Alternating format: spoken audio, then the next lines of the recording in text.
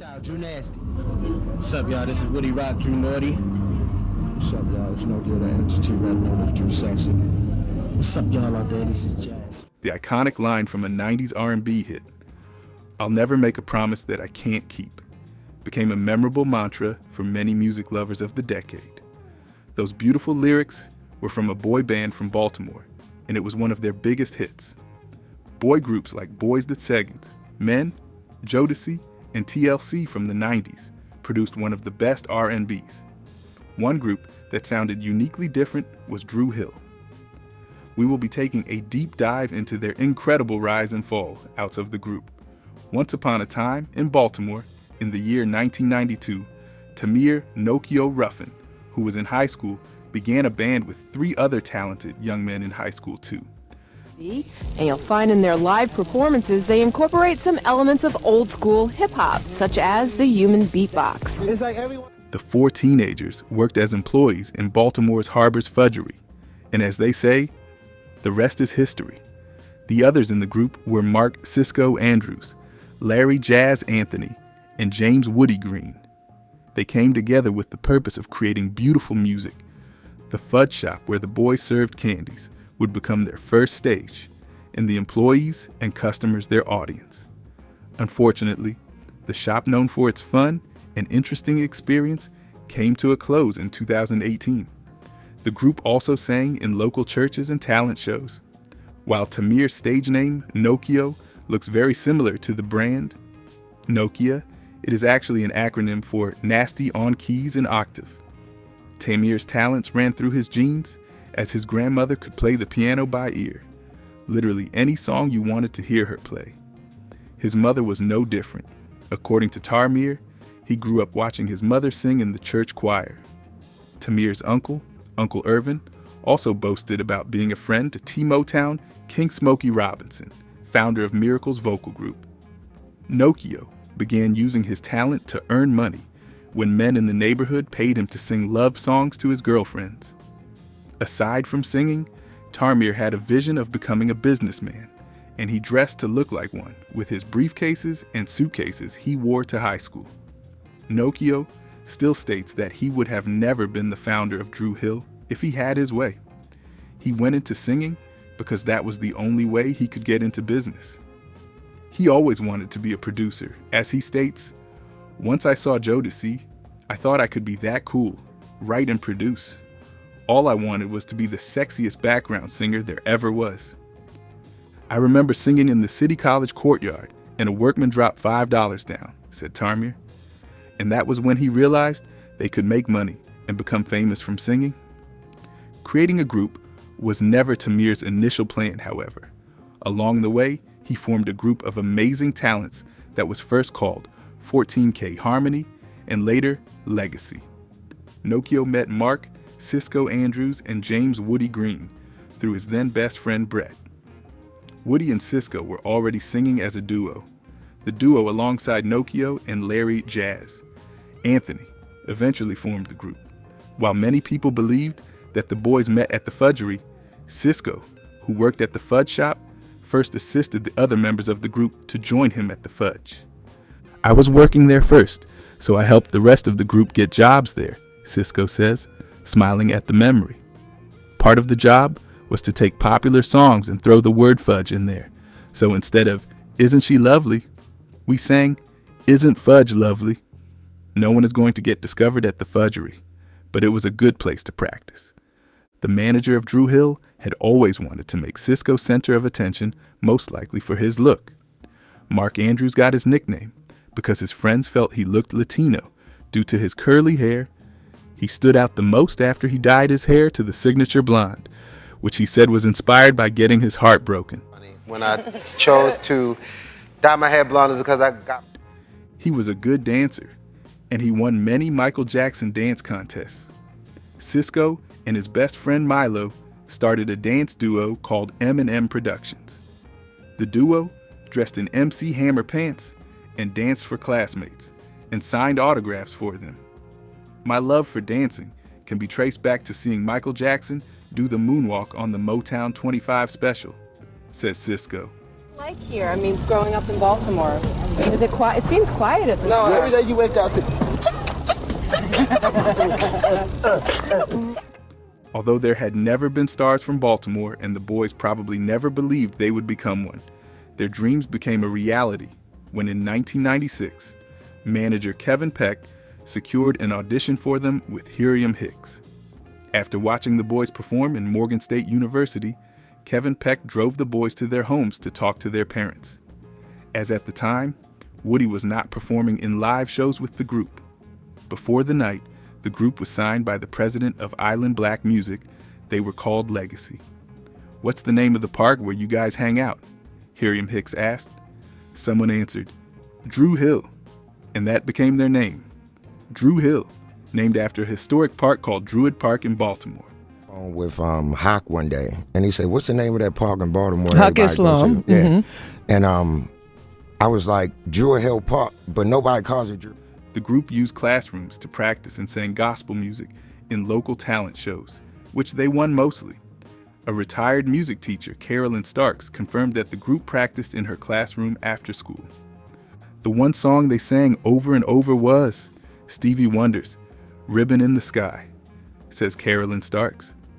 While other members of the group joined based on connection, Jazz, Larry Anthony, joined after proving his talent to Nokio. Jazz, the baby-face-looking member of the group, has had a long battle with Nokio since he got to Douglas. He heard about the group and wanted to join, but Nokio never gave him a chance. Jazz finally got his chance to join the group after he sang his personal lucky charm, "The Greatest Love of All," in the school assembly, the same song that got him accepted into the Baltimore School for the Arts. After his presentation in the school assembly, Nokio personally asked Jazz if he wanted to join the band. Miriam Fitzgerald, a vocal teacher at Douglas since 1974, referred to Larry Anthony as one of her best students.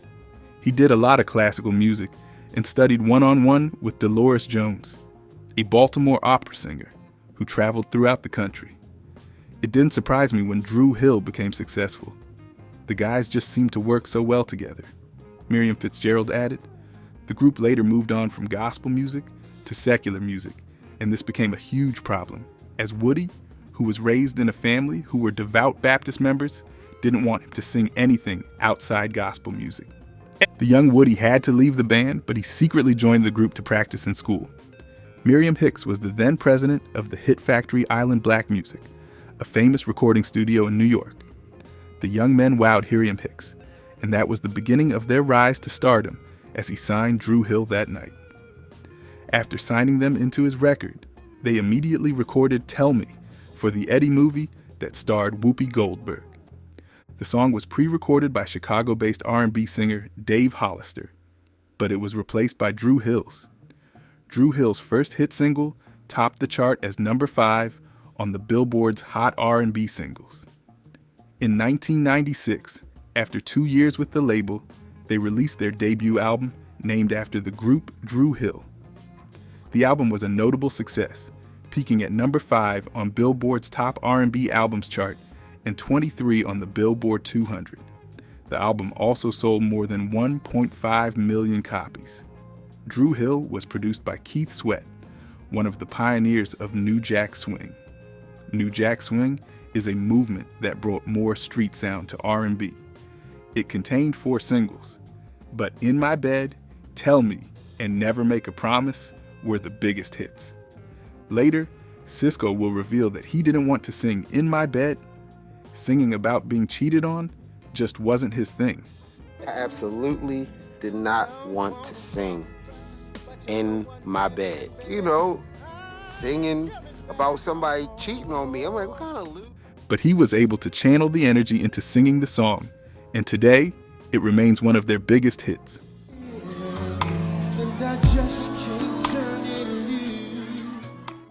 Their early days had that classic grind vibe.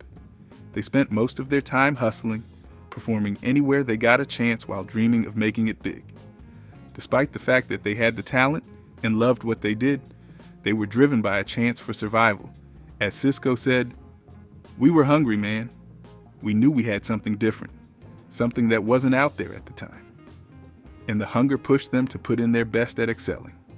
The group went on tours and even performed in South Africa for the then president, President Nelson Mandela's 80th birthday party. Their tours and performances proved to fans how skillful they were. Their second album, Enter the Drew, was released in 1998, and it debuted at number 2 on the Billboard album chart. The Enter the Drew album yielded one of their most popular songs, How Deep Is Your Love, and These Are the Times. How deep is your love for me? After the group's rise to fame, things began to take a different turn when Sisqó went solo in 1999. He released the track Unleash the Dragon, featuring the song Thong Song. It became a very popular hit and one of the biggest tracks of 2000. At MTV Video Music Awards in 2000, the Thong Song won Best Hip Hop Video. On The Glee Show, Sisqó claimed the Thong Song began as a joke. After a friend told him about a date he had, Sisqó, narrating the inspiration for his song, said, "A friend told me about a date he had been on, and in a serious voice he said, 'Guess what she gave me?' I was waiting for a serious answer, and he said, 'That thong. Thong, thong, thong.' Man, I laughed for 3 days. When it was time for me to go into the studio, I just started freestyling that word." Sisqó's follow-up, solo song, The Return of the Dragon, was a flop. Even when his songs weren't topping the chart, the rest of the group kept feeling like they were backup in the group. Sisqó's success outside the band caused ripples amongst the band. Jazz said, "When one person blows up, the balance changes, and we feel that." After Sisqó's solo, he became a superstar in the literal sense, and the friction amongst the band increased. I absolutely did not want to sing in my bed. You know, singing about somebody cheating on me. I'm like, what kind of loot? Sisqó's popularity was beginning to shake up the group, and Sisqó had already begun to think about branching out. He had more fame than the other members of the group, and the others felt left out. The brotherhood no longer felt like a family. Unfortunately, the pressure was felt most by Woody. Woody had always been the spiritual heart of the group, and in 1999, he made a shocking decision. Woody said while he was praying, he heard a voice tell him, "You're never going to shine unless you're doing it for me, till you do what I want you to do," basically. He left Dru Hill in the middle of a video shoot after saying he had to get back to his roots, back to God. Woody's decision left Dru Hill with a big hole. While fans think it is okay that Woody decided to leave the group and focus on gospel music, they felt it was not okay for him to leave in the middle of a video shoot without informing the other members first. According to the other members of Dru Hill, they knew Woody would leave the band after a shootout experience they had in the United States while they were performing in Paris. The issue had started because a man wanted a photo of the band for his girlfriend. He got angry that the group took too long to grant his request, and it led to a fistfight involving other guys too. One of the guys pulled out a gun to shoot them. They were kept safe by their security guards, who grabbed the singers into their van. The relentless shooter came after the singers and shot into the van. Luckily for them, the bullet flew over the heads of the singers because the shooter's aim was off. When they were performing in Paris, they got into a fistfight with a random group of guys after their show. Next thing they knew, things went left in like 0.6 seconds, and one of the guys pulled out a gun to shoot them. In efforts to protect them, Dru Hill's security guards grabbed the singers and forced them into their awaiting van. Then the shooter ran up to their van's window, pulled the trigger, and thankfully his aim was off because the bullets flew right past Dru Hill's heads as they ducked down in the vehicle. The United States Embassy has to send security guards to heavily guard their hotel rooms and keep them safe during the period they will be there. After they arrived home, Woody said he was out for real while he expressed his frustration concerning the incident. According to Nokia, that was the first time that I knew Woody was ready to go. After Woody left and the group broke up, they tried to patch things up and reunite. However, the group had already lost its magic. They had a new member called Rufus Scola Waller and released new albums, but it was clear to them and the public that they could no longer be the Dru Hill that fans loved. Poured everything into it. It hit home for a lot of people because, some people did have somebody sleeping in their bed trying to take their place. But at the same time, they made it hit home in a second. The group had begun at a very early stage of their lives, and while they had hit fame early, they were yet to attain maturity. The group felt lost after their breakup, like adults who never learned to grow up. According to Jazz, the young men began to struggle on their own. However, things were different for Cisco. He starred in movies and continued his career in music. Jazz recalls that all he did after the split was to watch movies and eat. He had no major source of income, so all he did was drive around the city in a cab to make $70 or $80. They had not only experienced financial loss, they also felt like they were nobody. I'd look at the platinum plaques and rewards and felt like if I didn't have that again, then something was wrong, says Nokio. I was nothing. While members of the group struggled to find a new path, Woody, who left the band, knew what he wanted. He focused on producing gospel music, and he released Soul Music, a song that expressed his faith. His song release was delayed because he had legal arguments with his record label, Def Jam. He eventually released Soul Music in 2002 under Kirk Franklin's Gospel-Centric Records. Woody explained that he was raised as a Christian from the age of 3, with his grandmother reading the Bible, while his parents talked to him about Jesus. He even recalls being dressed like Jesus with a cane on his hand during Halloween. His gospel music was about telling people about the goodness of God. His project, Soul Music, didn't make major hits because of its lack of publicity. On the other hand, Jazz recorded a solo between 1999 and 2000, but the issues he had with Lyor Cohen, a top Def Jam executive, prevented the release of his solo album. Nokio focused on his dreams and worked more as a producer. He produced What These Bitches Want for DMX and Nah Nah Be Like for Foxy Brown. Most of Dru Hill's album's tracks were produced by Nokio. He sang as the lead in tracks like She Said and Men Always Regret. Brian Michael Cox, Eric Nilanti, Phillips and Kwame also made contributions to the track's production. Jazz, Woody, Scola, and Cisco mostly shared the lead in the tracks. People loved Dru Hill, their beats, harmony, and energy they displayed on stage. Their love for music showed in the way they sang with so much immersion in the notes and lyrics. Each member brought something unique to the table, each of them with the talent that made up the whole. Cisco's voice was sharp, powerful, and emotional.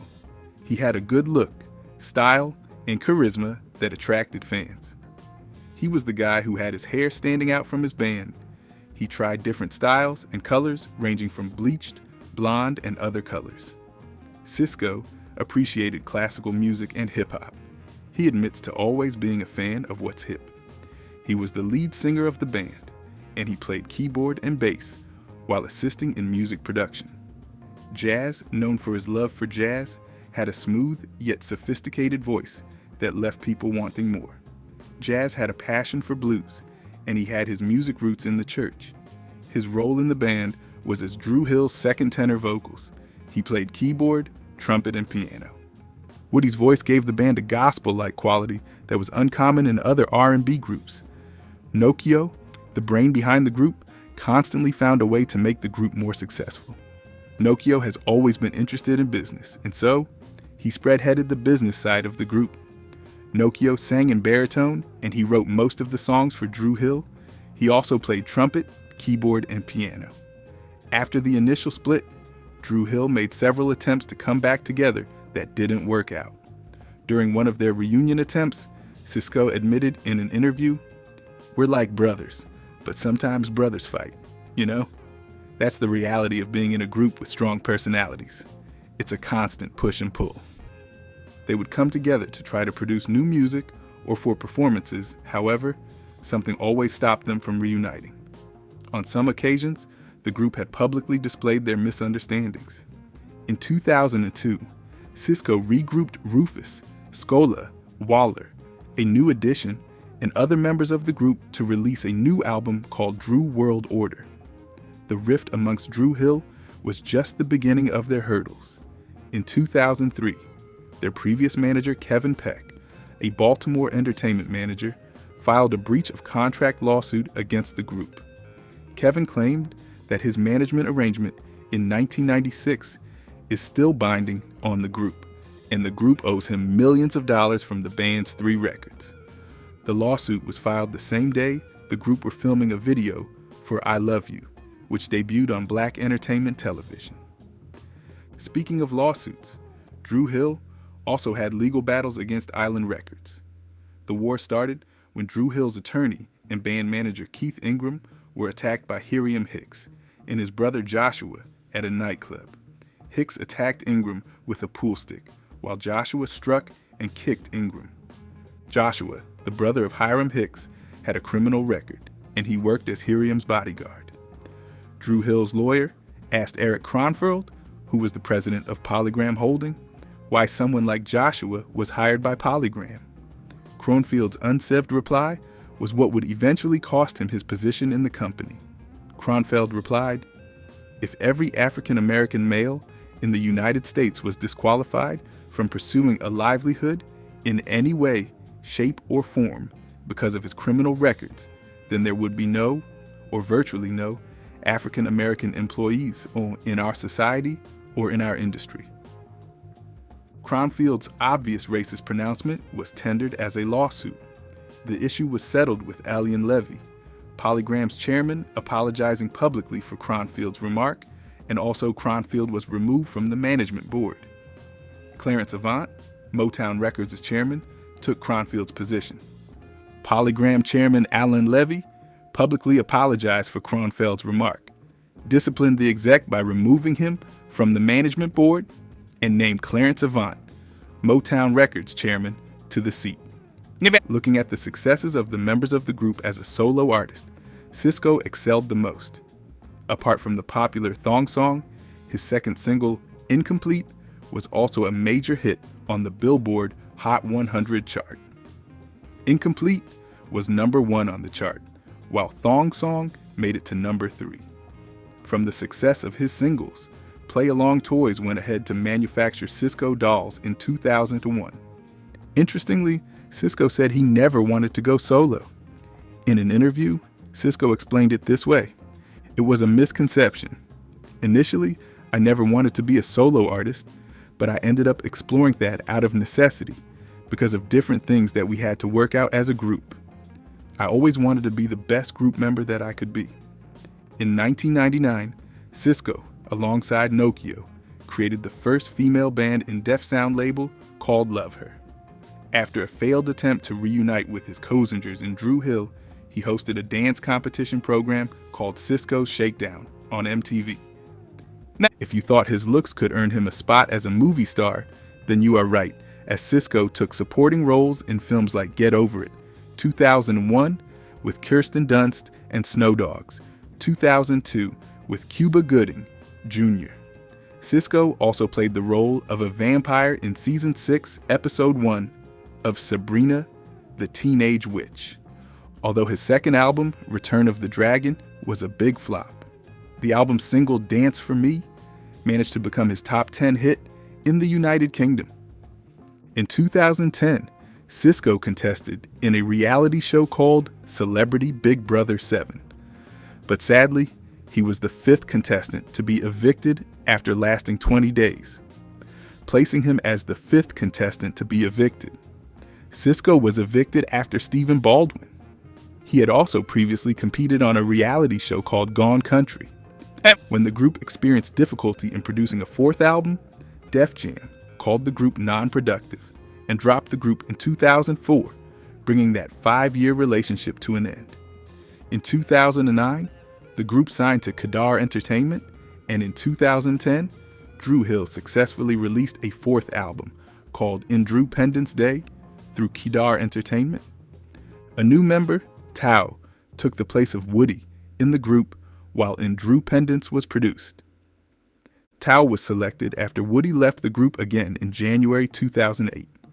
The band held a contest in Baltimore, and they chose the new member, Antoine Tao Simpson. Scola was not retained in the group, most likely because they thought 5 people affected how their earnings were shared. Tao later left the group after Playa was added to the group. He felt that the group was moving towards a different direction, so after a year and a half with them, he left them on a good note. Tao felt blessed that he was a part of a legendary group, and he thought his leaving was the right time to go into the world and shine on his own.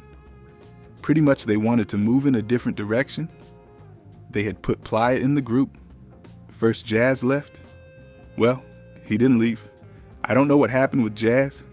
All I know is one day I looked up and Jazz was no longer a part, and Playa was there, Tao said. Then from that point, I continued to be on the road with them for about a year and a half. From there, it just seemed as though they were trying to move in a different direction. It's all good. I look at it as it's my time to shine. Now it's time people get to know me and hear my voice instead of being in a group setting. Cisco took tours, both as a member of Dru Hill and as a solo artist. His third album, called Last Dragon, was released on February 10th, 2015. In 2016, Cisco rapped in a duet with country music singer Marie Osmond in her song, Give Me a Good Song, and in 2017, Cisco finally succumbed to the request for a remake of his Thong song. He sang a new version of the song produced by JCI. He felt the music video turned out good despite the fact that he filmed it after dislocating 3 ribs during a concert. Cisco also published a holiday book titled Cisco's Perfect Christmas for children, written by Tealsha Brown. The story is about Coco, Cisco's youngest daughter, making a wish that takes her entire family on a cross-country adventure for Christmas. Cisco was nominated for many awards. He won Male Artist of the Year, Male Hot 100 Singles Artist of the Year, R&B Hip Hop Artist of the Year, New R&B Hip Hop Artist of the Year, R&B Hip Hop Male Artist of the Year, and R&B Hip Hop Singles Artist of the Year in 2000, making it a total of 5 Billboard Music Awards. In 2000, Thong Song also won Best Hip Hop Video. In 2003, Cisco also trended on the news for allegedly shooting a car from the front porch of his house, after which he went on to resist arrest. He was arrested on September 13, 2003, and charged with first and second degree assault, reckless endangerment, and risk-sign arrest. The victim of the assault had reported to the police that shots were fired at his vehicle while he was in his car. The man had gone to visit a friend in Cisco's neighborhood when his vehicle was shot at. The police had found 2 9mm shell casing on Cisco's porch and a bullet in his foyer. Andrews had denied shooting at the car. He reported that he was in his home recording studio at the time of the shooting. After a crime technician examined and tested his hands for gunpowder, Andrews finally admitted that he had fired the gun. Cisco was released on bail, and the incident was swept under the carpet. In 2008, Cisco was again arrested for drinking and driving, after which he was sentenced to probation and ordered to pay a fine of $1,700. Cisco's scandals never seemed to end, as Shamila Farid came into the spotlight, stating that she became pregnant with the singer's child when she was only 14. According to her, she had sneaked into a club called El Cubanito when the singer grabbed her while she was walking by, took her to his hotel room without asking for her age. She insists that the Thong star never mentioned using a condom and requests that he takes full responsibility for taking care of their child. Farid claimed she confronted the singer in 2003, but the singer was only interested in having an intimate relationship with her again. He refused to accept Ian as his son after she showed Ian's picture to him, claiming that the boy shared no resemblance with him. After Farid's 6-year battle in the court, the Swiss court eventually ruled that Cisco is the father of the child, and he was asked to pay $1 to every month. The baby mama, however, insisted that she was not interested in the singer's money. She only wanted Cisco to acknowledge his son and allow him the opportunity to know his origins and have someone to call his dad. Although it may seem like Cisco is not one to have a family, he, however, dated his stylist Elizabeth Pham and eventually married her in 2018. In the same 2018, Nokia had a son who he named Nico. Dru Hill still exists till today, but with a different flavor. The group no longer has Woody and Jazz. Jazz left in 2018 to work on his solo project because he didn't like the path that Dru Hill was taking. In August 2018, Dru Hill made a shocking announcement. They were taking in new members who were apparently smoking black from the famous boys group Playa. The new guys were to join in a new album called The Second Coming. What You Need was the first single released from the album in February 2020. In the same month of February 2020, Nokio, the brain behind Dru Hill, left the group to spend time with his family. The band is now left with Cisco, Smoke and Black. Consequently, they changed their name too to Smoke and Black Dragon.